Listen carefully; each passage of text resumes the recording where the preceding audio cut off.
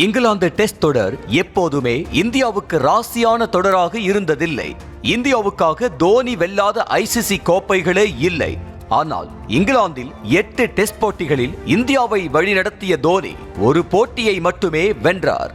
இங்கிலாந்து மண்ணில் கடைசியாக தொடரை வென்ற இந்திய கேப்டன் என்றால் அது ராகுல் டிராவிட் தான். 2021 விராட் கோலி தலைமையிலான இந்திய அணி தொடரை சமன் செய்து கோப்பையை தக்க வைத்தது.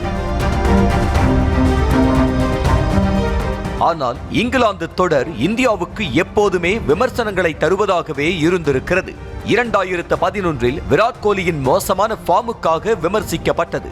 2014 தோனியின் மோசமான கேப்டன்சி, 2018 கோலி தலைமையிலான இந்திய அணி தொடரை இழந்தது என விமர்சனங்களுக்கான தொடராகவே இருந்திருக்கிறது.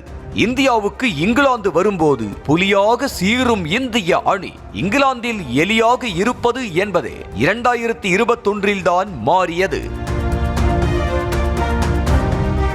2021 லார்ட்ஸ் மைதானத்தில் 60 ஓவர்களில் இங்கிலாந்துக்கு நரகத்தை காட்டுவோம் என கூறிவிட்டு களத்தில் சென்று பந்து வீசிய இந்திய அணியின் கேப்டன் கோலி இல்லை என்றாலும் அன்று பந்து வீசிய சிராஜும் பும்ராவும் இன்று இந்தியாவின் முன்னணி வீரர்களாக உள்ளனர்.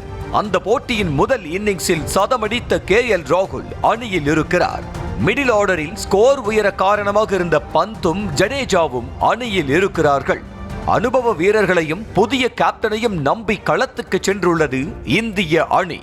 கடைசியாக இங்கிலாந்து அணியுடன் மோதிய இந்திய அணியில் அணிக்காக அதிக ரன்களை குவித்த யசஸ்வி ஜெய்ஸ்வால், கில் என இளம் படையை நம்பித்தான் களமிறங்குகிறது இந்த அணி.